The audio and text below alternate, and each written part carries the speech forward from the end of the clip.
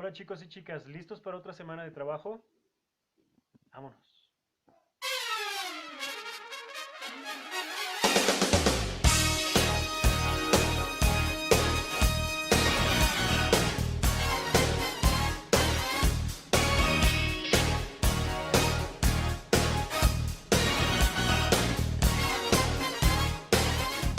Tema del día: la cultura de paz en la lucha social y política.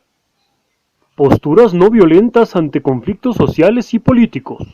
Ella es Malala Yousafzai. La ONU homenajea a la niña más valiente del mundo al cumplir 16 años. La ONU rindió homenaje a la niña pakistaní, quien celebró su 16º cumpleaños con un inspirador discurso en el que pidió otra vez educación para todos, en el que defendió que la única vía para cambiar el mundo son los libros y las plumas. El 9 de octubre del 2012, los talibanes me dispararon. Pensaron que con sus balas me callarían para siempre, pero fracasaron, afirmó la joven ante la Asamblea General de la ONU, en su primer discurso en público desde que sobrevivió milagrosamente a un ataque en su país por defender la educación femenina. Acompañada por el secretario general de la ONU, Ban Ki-moon, y el ex primer ministro británico Gordon Brown, la activista aseguró que en su segunda vida sigue siendo la misma Malala, con las mismas ambiciones, esperanzas y sueños de antes. De ahí que hoy siga luchando para lograr educación para todos.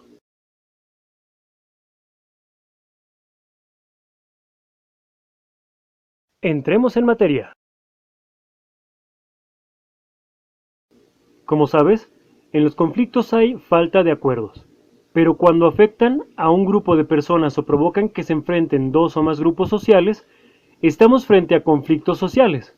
Por ejemplo, cuando un grupo social, ya sea de mujeres, indígenas, etc., considera que sus derechos humanos no son respetados por el resto de la sociedad o una parte de esta, los conflictos sociales pueden surgir por diferentes motivos. Los conflictos sociales, en los que se encuentran en disputa diferentes concepciones de cómo conducir determinado asunto político, son específicamente conflictos políticos, que suelen involucrar a una o más instituciones del Estado o incluso a dos o más gobiernos. La lucha social o política es una de las posibles respuestas ante los conflictos mencionados, y puede emprender tanto soluciones violentas como no violentas. Cuando se recurre a la violencia, las consecuencias suelen ser catastróficas para las partes involucradas e incluso para las personas ajenas al conflicto.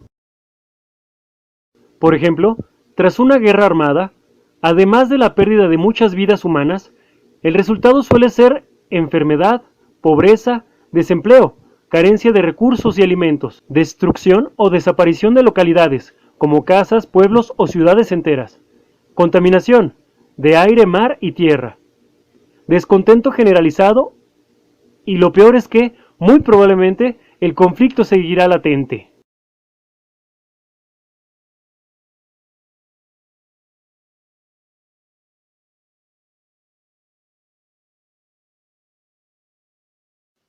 Primeramente vamos a entender que Malala buscaba la igualdad de educación, que se les brindara a las mujeres la oportunidad de poder estudiar, ya que en su país original no pueden, incluso llevan una vida bastante precaria. Las condiciones en las cuales viven las mujeres son bastante deplorables. Por eso Malala busca una igualdad para que ellas también puedan estudiar y puedan ser reconocidas ante la ley.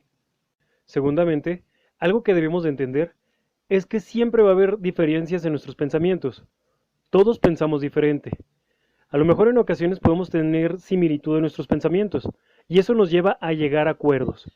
Pero la gran mayoría de las veces tenemos que poner nuestra manera de pensar delante de otra persona y confrontarla. Cuando no hay una medida de poder resolver las cosas o estas situaciones, surgen esas dificultades, surgen esos conflictos, que muchas de las veces dañan a terceras personas. Y muchas de las veces esas terceras personas pagan las facturas. Principalmente debemos entender, sea cual sea el conflicto que tengamos con otra persona, se puede resolver. Podemos resolverlo de una manera pacífica, principalmente el diálogo. Hay que saber exponer nuestros términos y hay que saber escuchar los términos de las demás personas. Esto nos va a llevar a ser unas personas de bien. Este entendimiento nos va a llevar a desarrollarnos de una manera más pacífica y más positiva. Algo que nos debe de caracterizar en este siglo XXI es que debemos de saber expresarnos con claridad. Si de alguna otra manera tenemos una diferencia en cuanto a nuestro pensamiento con las demás personas, debemos de aprender a exponérselos de una manera tranquila y asertiva. De esta manera ellos van a saber entender nuestra postura. De igual manera vamos a poder escucharles en su postura y en su manera de pensar.